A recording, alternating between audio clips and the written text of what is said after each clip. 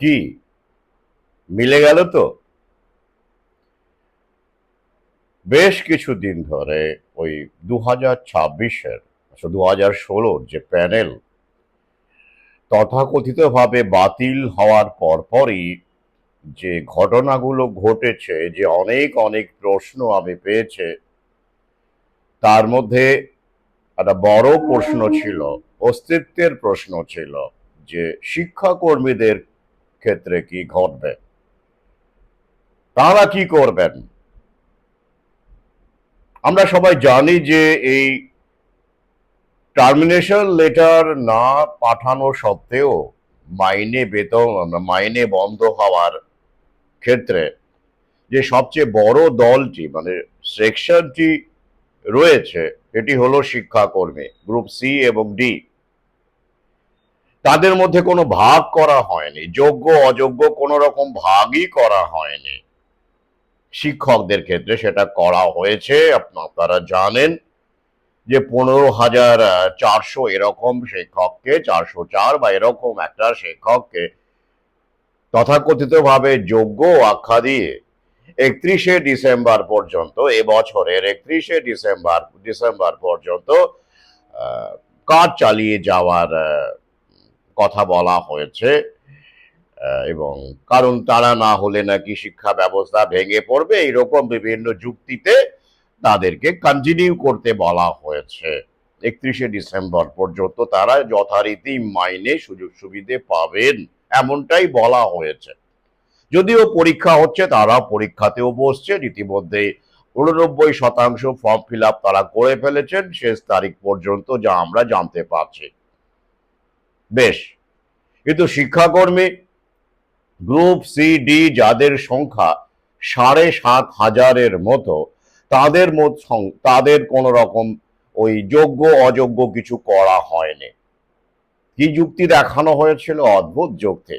আদালতের মুখে এমন যুক্তি শোভা পায় কিনা সভ্য সমাজ একটু ভাবলেই বুঝতে পারবেন যে আসলে এই গভীর গভীর সেটিং এর মধ্যে মহামান্য আদালতেরও কতটা ভূমিকা রয়েছে। কারণ এই আর্থসামাজিক ব্যবস্থাতে কোনো প্রতিষ্ঠানই কিন্তু জায়নিস্ট প্রভাব মুক্ত নয়, আমি বহু আগেই বলেছি, লিখেছি। তো কি বলল আদালত? মহামান্য আদালত কি বলেছিল? বলেছিল যে যেহেতু এই ক্যাটেগরির মধ্যে অশিক্ষক কর্মচারীদের বা শিক্ষাকর্মী, ভালো করে বললে শিক্ষাকর্মীদের মধ্যে মানে এই সেকশনে সবচেয়ে বেশি দুর্নীতি হয়েছে বলে এক্ষেত্রে পুরোটাই বাতিল, মানে যোগ্য অযোগ্যের কোন রকম ভাগাভাগ করা যাবে না, শিরোধার্য। কোনো কেউ দেখতে পেলাম আমরা ওই অনশন প্রতিবাদ ইত্যাদি ইত্যাদি করেছিলেন, তাতে চিড়ে যে ভিজবে না বহু আগেই বলেছিলেন। আমি বারবার করে বলেছি, যা পরিস্থিতি আসছে সাধারণ মানুষকে উত্তম মধ্যম খেতে হবে, নয় দিতে হবে, মাঝামাঝি কোনো রাস্তা নেই, নইলে ঝুলে পড়তে হবে।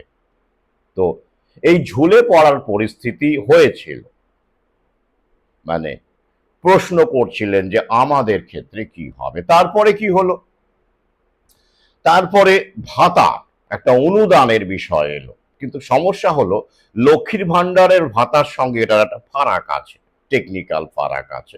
তাই আইন টাইন দেখিয়ে বিকাশ বাবুরা মামলা ঠুকে দিলেন যে না, যে প্রস্তাব এসেছিল যে গ্রুপ সির ক্ষেত্রে 20,000 বা এরকম, আর আর 25,000 বা এরকম একটা অনুদান, মাসিক অনুদান, আর গ্রুপ ডির ক্ষেত্রে 20,000, এরকম একটা প্রস্তাব এসেছিল। রাজ্য সরকার ভাবনা চিন্তা নাকি করছিলেন, যদিও পুরো সেটাও সেট আপ ছিল, কারণ রাজ্য সরকারও জানতেন যে এরপরে কি হবে, কারা মামলা করবে, মামলার পরিণতি কি হবে, সব ঠিক হয়ে আছে। আমি বহু আগেই বলেছি। তো তাতে কি হলো, স্বাভাবিকভাবেই বিকাশ বাবুরা, যারা গণতন্ত্রের প্রহরী এবং যারা দুর্নীতির দমনের প্রতীক, মানে তারা তো একেবারে দুর্নীতি স্বচ্ছতার প্রতীক, ধবধবে সব সব পাঞ্জাবি আর কি।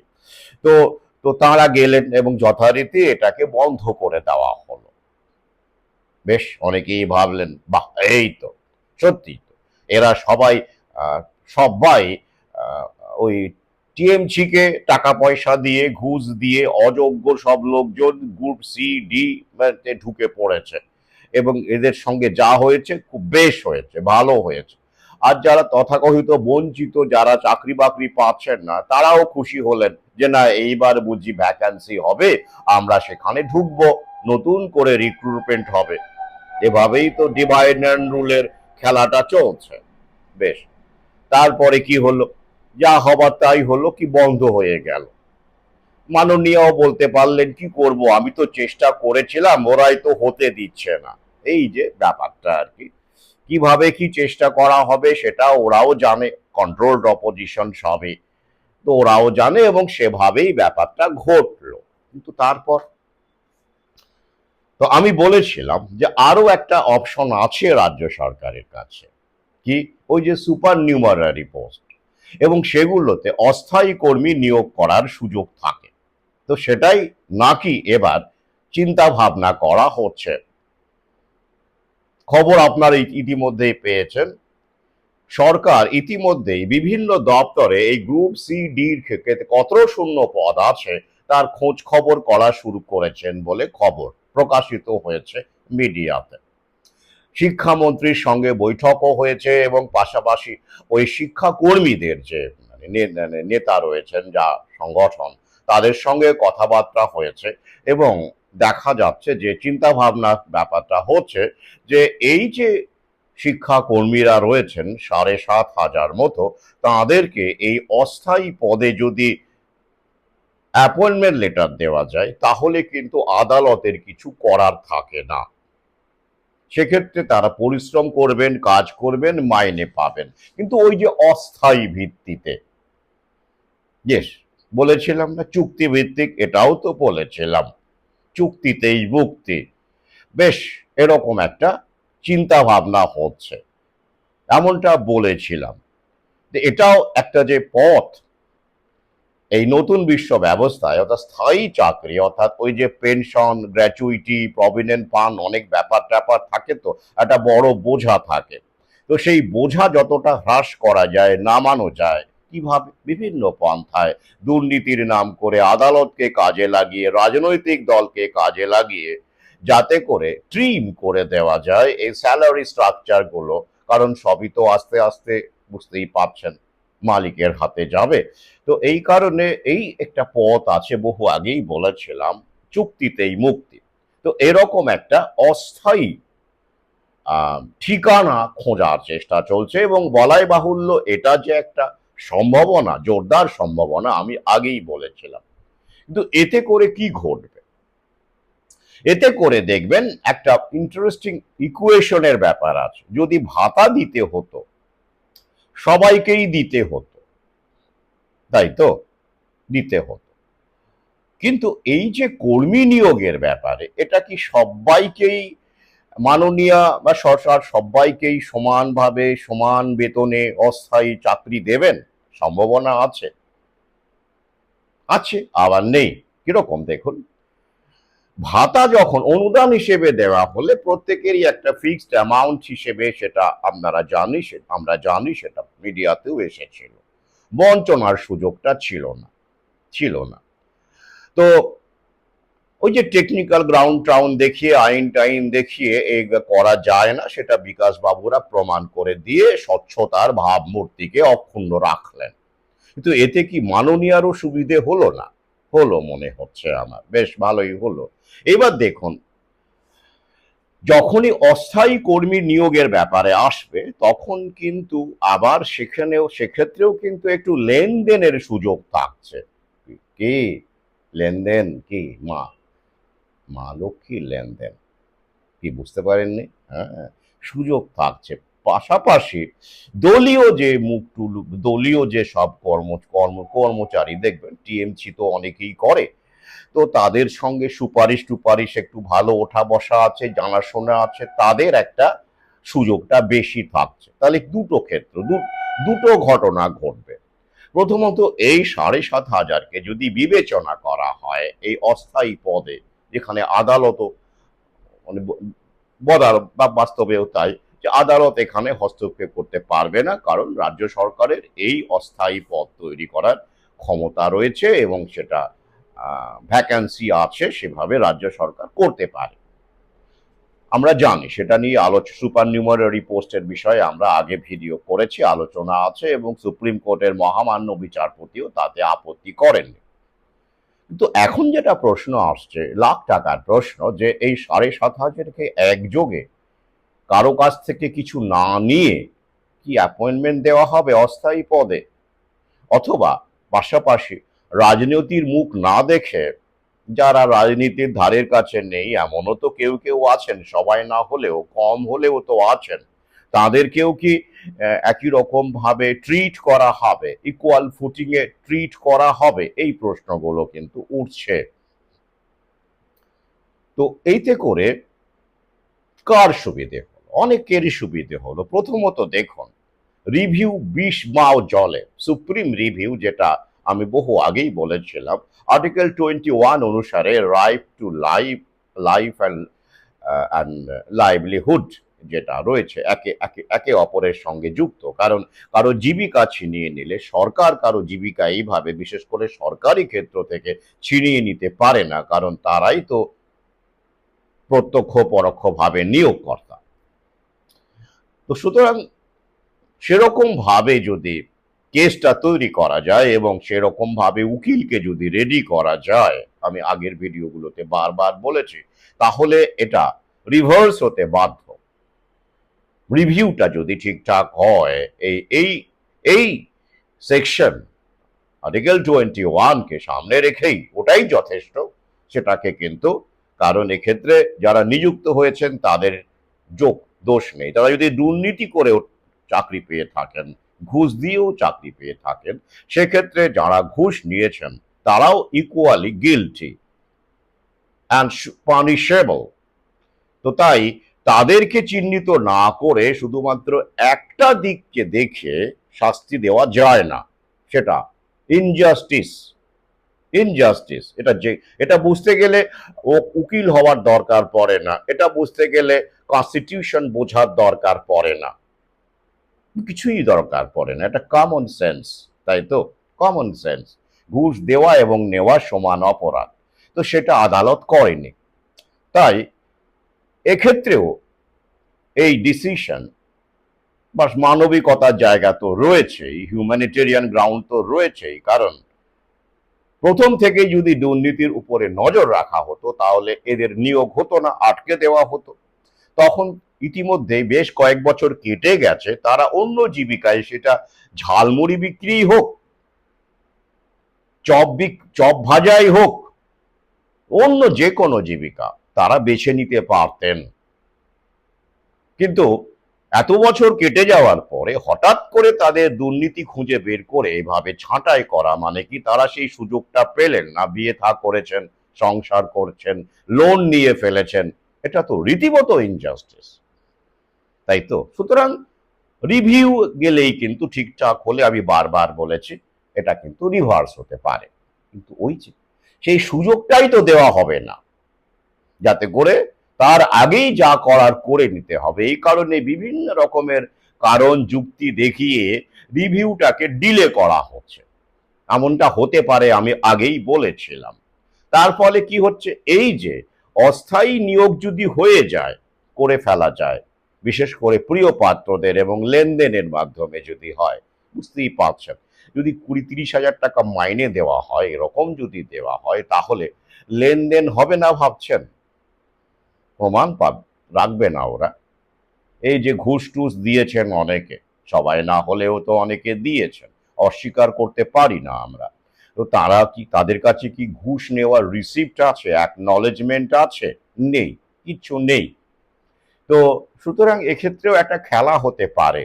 সামনে আবার ইলেকশন, মাননীয়ার ফান্ডিং এরও দরকার আছে। হ্যাঁ, ক্লাবে ক্লাবে বিভিন্ন রকমের, আবার ভোটের সময় বিভিন্ন বোতল কোতল বিভিন্ন রকমের ব্যাপার থাকে, আপনারা তো জানেন। সেই ব্যাপারটাও রয়েছে, সব শাসক দলই সেটা করে থাকে। তাহলে ফান্ডিং এর দরকার আছে।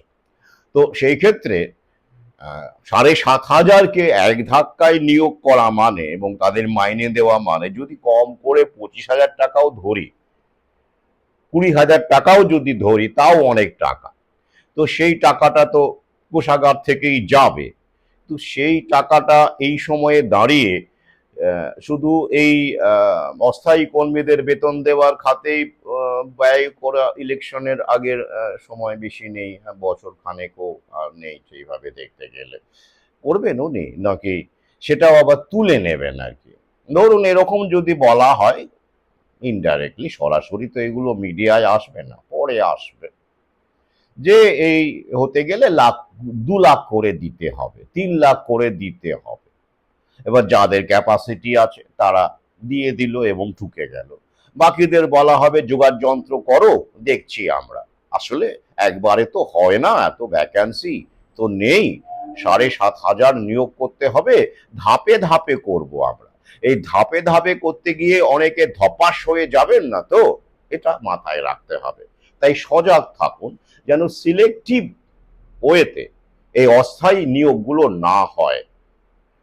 আর আমরা তো জানি আমরা তো কতটা স্বার্থপর এবং আমরা যে কতটা নিকৃষ্ট স্বার্থপরতা আমাদের মধ্যে আছে সেটা তো আমরা জানি। করোনা কারালেও আমরা দেখেছি প্রিয়জন একটু হাঁচি কাশি হলেও তারা তাদের ঘরে যায়নি, দরজাটা অল্প ফাঁক করে খাবার দাবার দিয়েছি আর ফোন করে জানিয়েছি করোনা, ভয়ঙ্কর করোনা, নিয়ে যান নিয়ে যান, এখানে রাখা যাবে না। আপনজনকে পাঠিয়ে দিয়েছি হাসপাতালে, এতটাই আমরা স্বার্থপর। তারপরে সেখানে ট্রিটমেন্ট প্রোটোকলের ফাঁদে ফেলে বিভিন্ন রকমের যেসব ভয়ঙ্কর ভয়ঙ্কর ড্রাগ সেই সময় হাইড্রক্সিক্লোরোকুইন, কারো কারো আবার টাকা পয়সা থাকলে রেমডেসিভিরও দিয়ে দিয়েছে, এইসব করে মানুষকে হত্যা করা হয়েছে সে সময়, আর নাম হয়েছে করোনার। এটা আমরা দেখে নিয়েছি। করোনা আমাদের আরো আমাদের নিকৃষ্ট জঘন্য স্বার্থপর রূপটাকেও দেখিয়ে দিয়েছে। প্রিয়জনের কাছে আমাদের মুখোশগুলো খুলে গেছে। তো এই রকম পরিস্থিতিতে যেটা আমাদের মধ্যে এই দানবটা আছে, অন্ধকার, পতন, নিকৃষ্ট জঘন্য অন্ধকার, সেটা কি এবারে কাজে লাগবে না? অর্থাৎ যাদের আছে টাকা পয়সা এবং যারা কাছাকাছি মাননীয় দলের কাছাকাছি, তারা যখন সুযোগটা পাবেন তারা কি বলবেন যে না সবাইকেই দিতে হবে সুযোগটা, আমরা একা নেব না, আমাদের টাকা আছে বলে ঠিক আছে, আমাদের নয় একটু জমি আছে, আমাদের নয় একটু সেভিংস আছে, আমরা দিয়ে দিলাম 2-3 লাখ টাকা। আমি কিন্তু বলছি না যে টাকা লাগবেই, বলছি না, আমি সম্ভাবনার কথা বলছি, প্রবাবিলিটির কথা বলছি। যদি এই ক্ষেত্রে এসএসসির নিয়োগের মানে ক্ষেত্রেও যদি টাকা দিয়ে চাকরি পাওয়া যেতে পারে, ঘটেছে তো, সব না হলেও কিছু তো ঘটেছে, তো তাহলে অস্থায়ী নিয়োগের ক্ষেত্রে কেন সেই সম্ভাবনা থাকবে না, আরো বেশি থাকবে। পাশাপাশি এই অস্থায়ী কর্মচারীরা দলীয় আনুগত্য দেখাতে বাধ্য থাকবেন, কারণ ওই যে কোনো সময় যদি দল মনে করে, মানে দল আর সরকার তো আমাদের দেশে অভিন্ন, আলাদা করে কিছু আছে? হুম, আলাদা করে কিছু নেই। তাহলে দল এবং সরকার অভিন্ন আমাদের দেশে। আর তাই যদি তোষামোদি মোসাহেবি করতে না পারেন অস্থায়ী কর্মী মানে বুঝতেই পারছেন যে কোনো সময়। হুম, তাই মাননীয়ার এটাও সুবিধা হবে, এতগুলো কর্মীকে তিনি মোসাহেব হিসেবে পেতে পারেন, সুযোগ আছে, তার তো দরকার, সামনে ইলেকশন আসছে, তো এদেরকেও তো কাজে লাগাতে হবে, তাই নয় কি? কাজে লাগাতে হবে। যেটা ভাতার ক্ষেত্রে হলে কিন্তু এই ব্যাপারটা থাকতো না, মানে কার কি কার্যকলাপ অতটা নজরে রাখা যেত না, অর্থাৎ ভাতা নিয়েও কে কি করছে ভেতরে ভেতরে অতটা খোঁজ খবর এখনো তো সেই মাইন্ড রিডিং এর এআইটা আসেনি। তাহলে চোখের সামনে থাকবে, নেতারা নজর টজর রাখবেন এই সব অস্থায়ী কর্মচারীরা দপ্তরে কি রকম ভূমিকা আছেন, কোন সংগঠনটা করছেন, কোন দলের দিকে ঝুঁকে টুকে আছেন, সেগুলো নজর টজর রাখতে পারবেন এবং প্রয়োজনে ব্যবস্থা নিতে পারবেন। তাই ভাতাতে কিন্তু সেটা হতো না, তাই তো?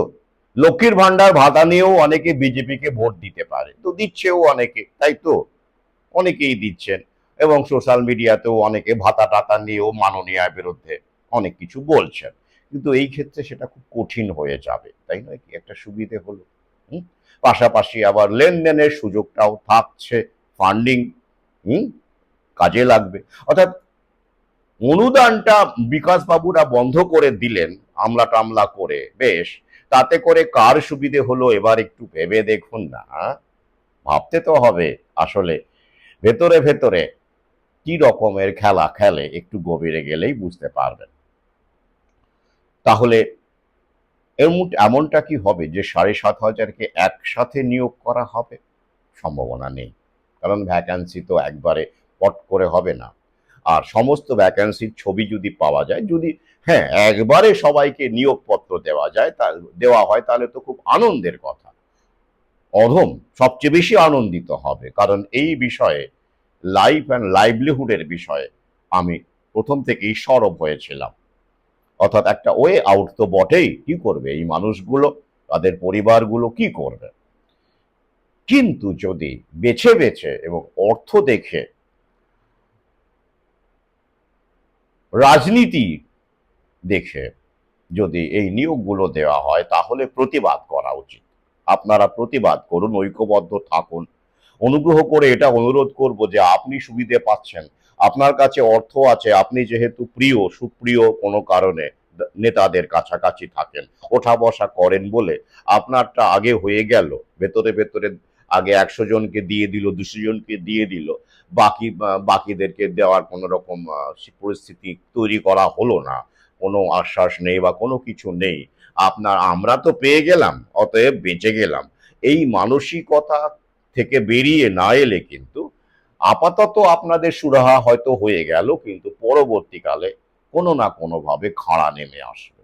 ঐক্যবদ্ধ থাকাটা অত্যন্ত জরুরি, যে আমি প্রথম থেকে বলে আসছি। আর ঐক্যবদ্ধ প্যানেল ছিল না বলেই এই শিক্ষাকর্মীকে আলাদা করা গেল, যোগ্য শিক্ষক অযোগ্য শিক্ষককে আলাদা করা গেল, এবং অপরের বিরুদ্ধে একে অপরকে লেলিয়ে দেওয়া গেল, সোশ্যাল মিডিয়ায় গালাগালি করানো গেল, মানে অনেক কিছু করানো গেল।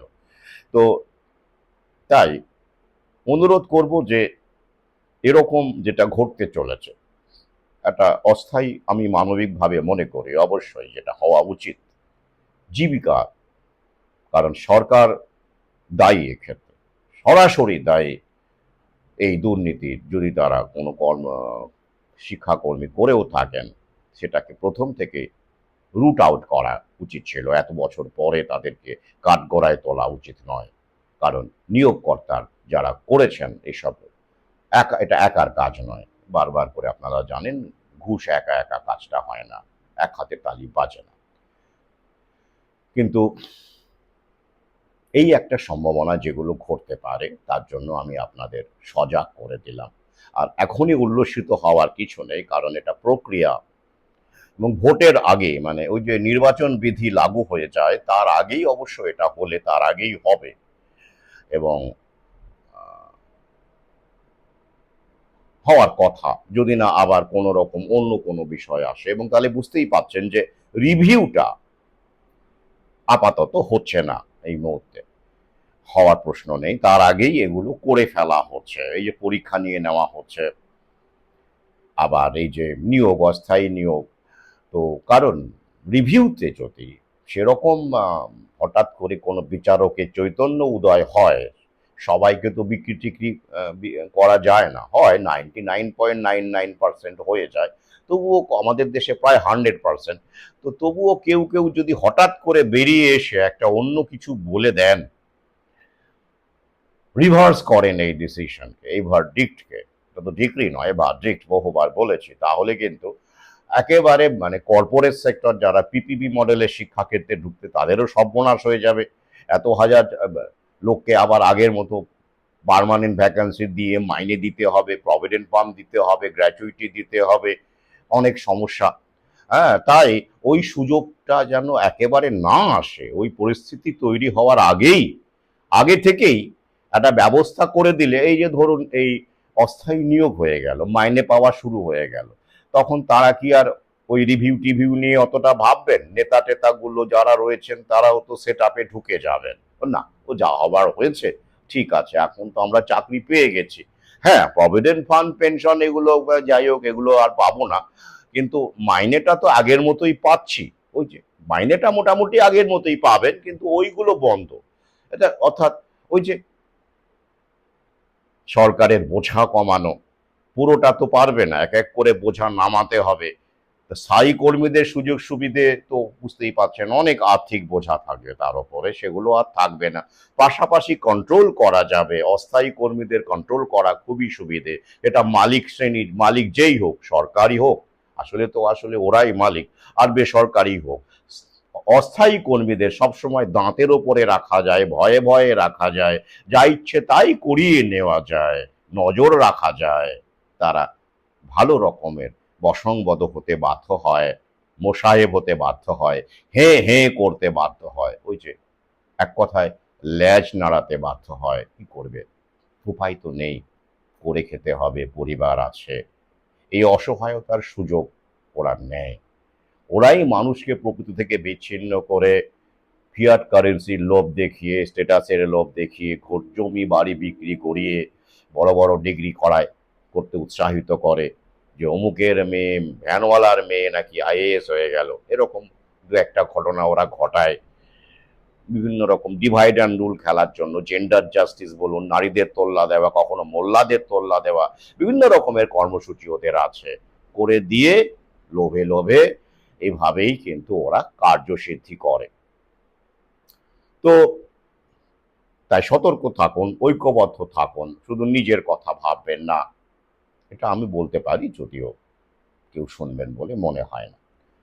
তো এই প্রসঙ্গে আমি একটি ইন্টারেস্টিং যে ঘটনাটাই, মানে যে মানে প্রকৃতি থেকে বিচ্ছিন্ন করে আমাদেরকে নগরের দিকে, ডিগ্রির দিকে, একাডেমির দিকে ঠেলে দিয়ে জোম্যাটো, এখন আবার তো জোম্যাটো, মানে আপনি কি করবেন, পড়াশোনা করে তো সব নেই, জোম্যাটোর ব্যাগ নিয়ে ঘুরুন, ওলার ড্রাইভার হন, মানে সব কিছুতেই যাবেন, সবই অ্যাপস দিয়ে আপনাকে কন্ট্রোল করা হবে। স্বাধীন ট্যাক্সি ড্রাইভারের অস্তিত্ব আর থাকবে না, বিপন্ন। হলুদ ট্যাক্সি কিছু কিছু এখনো আছে, তো সবগুলোই ওরা করে নেবে, কন্ট্রোলে করে নেবে।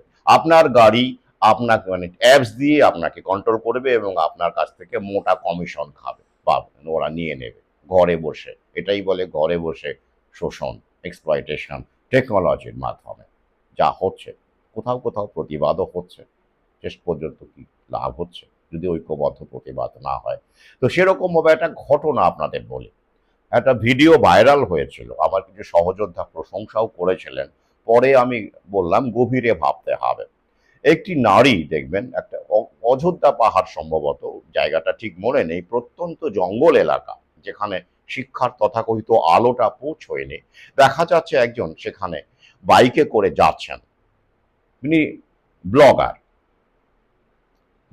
বলবো ব্লগার আর কি, যাই হোক, তিনি এইসব খবর টবর সংগ্রহ করেন, তার ভালো রকম সাবস্ক্রিপশন আছে, ইউটিউবে আছে, ইত্যাদি ইত্যাদি।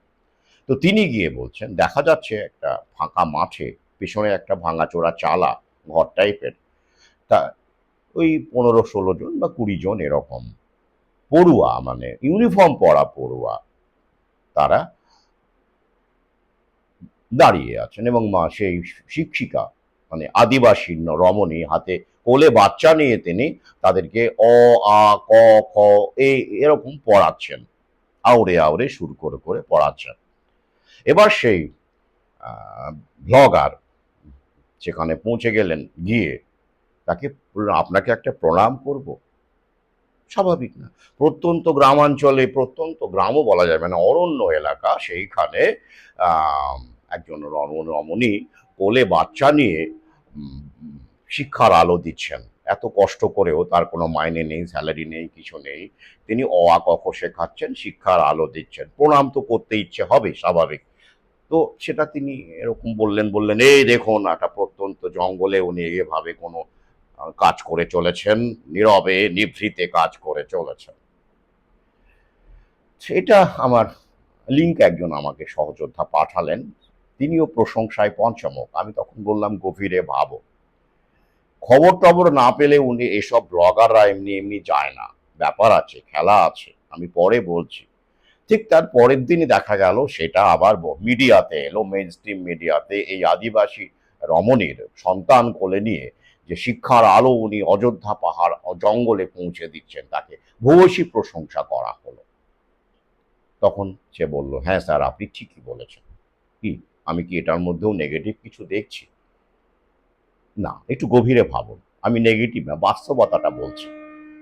নেগেটিভ পজিটিভ পুরোটাই দৃষ্টিভঙ্গির ব্যাপার।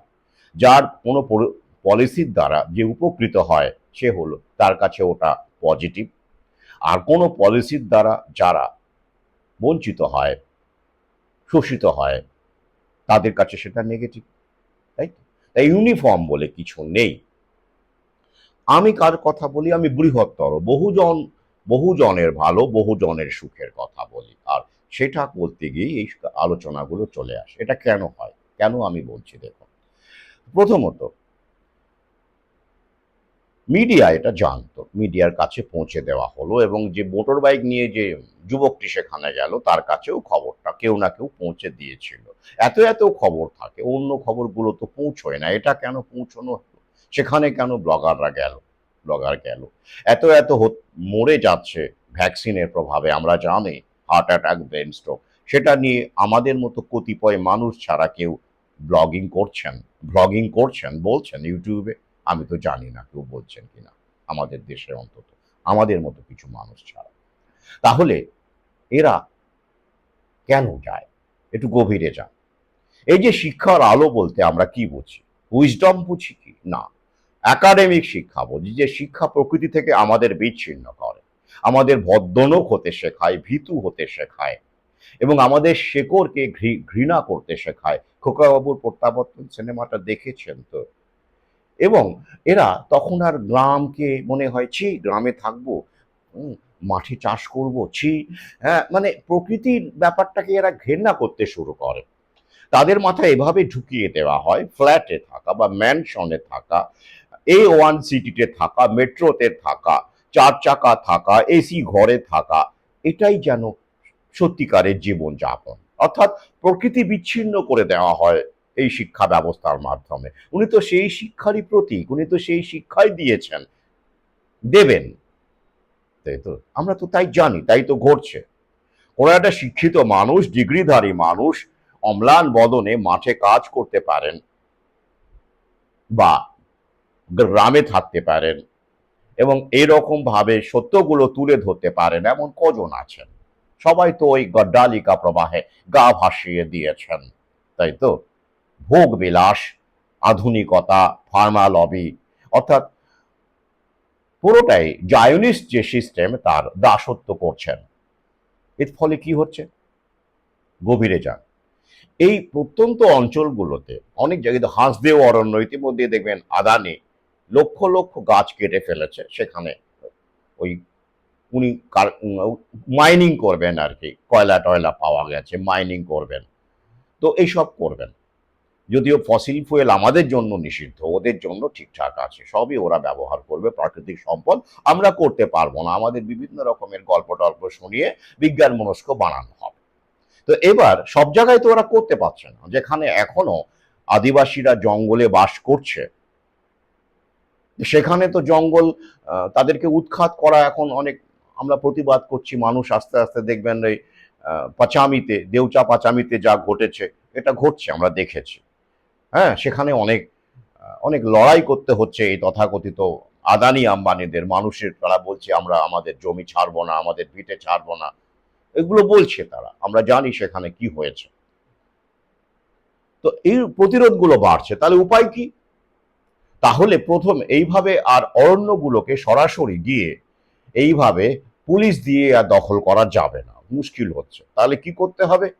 অরণ্যতে যারা প্রতিবাদ করবে, যারা মাটির কাছাকাছি থাকবে, তাদের যদি শিক্ষাটা দিয়ে মগজ ধোলাই করে দেওয়া যায়, তাহলে সহজেই আর গ্রামটাকে থাকতেই চাইবে না, জঙ্গলে থাকতেই চাইবে না। ছি, এখানে কেউ থাকে?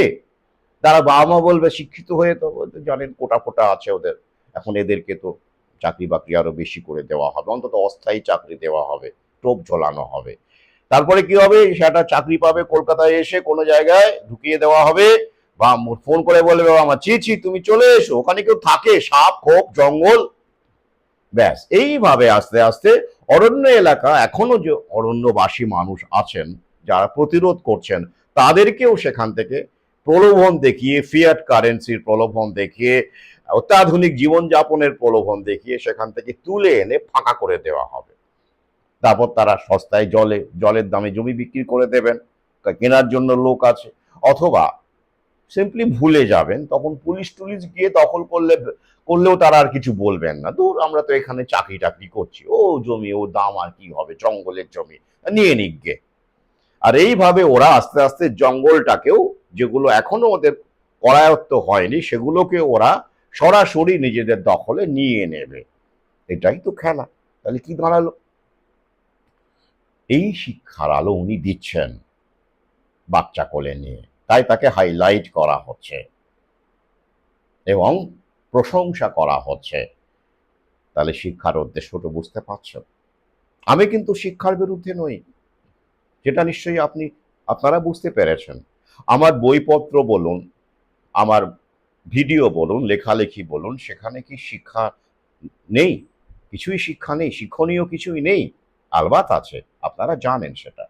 তাহলে যে শিক্ষা মানুষকে ভাবতে শেখায় না, মানুষকে প্রশ্ন করতে শেখায় না, অন্ধত্বকে অনুপ্রাণিত করে, তথাকথিত বিজ্ঞানের নামে অন্ধত্বকে প্রমোট করা হয়, ফার্মালবিকে প্রমোট করা হয়, আমাদের চিরাচরিত চিকিৎসা ব্যবস্থাকে ভুলিয়ে লাথি মেরে সরিয়ে দেওয়া হয়, তার বদলে প্রকৃতি বিমুখ, প্রকৃতি বিচ্ছিন্ন একটা একাডেমিক শিক্ষা, মগজ ধোলাইয়ের শিক্ষা দিয়ে মানুষকে প্রকৃতিকে ঘেন্না করতে শেখানো হয়, প্রকৃতিকে ভয় পেতে শেখানো হয়, যাতে করে তারা প্রকৃতি থেকে যত দূরে সরে যাবে, তত সহজে তাদের সম্পদকে, তাদের জমিকে, তাদের অরণ্যকে এই আজায়নিক শক্তি কর্পোরেটরা দখল করতে পারবে। দখল করে প্রকৃত সম্পদ তারা নিজেদের হস্তগত করবে কাগজের নোট ধরিয়ে। ওটাই আসল সম্পদ, প্রাকৃতিক সম্পদ, সেটা ওরা জানে।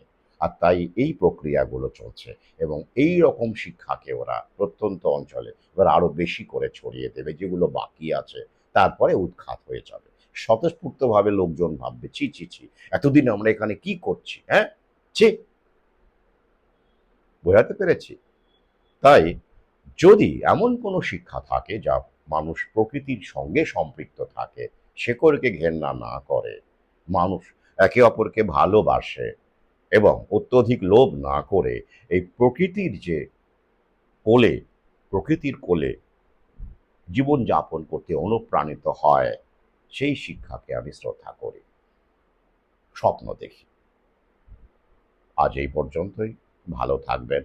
শুভরাত্রি।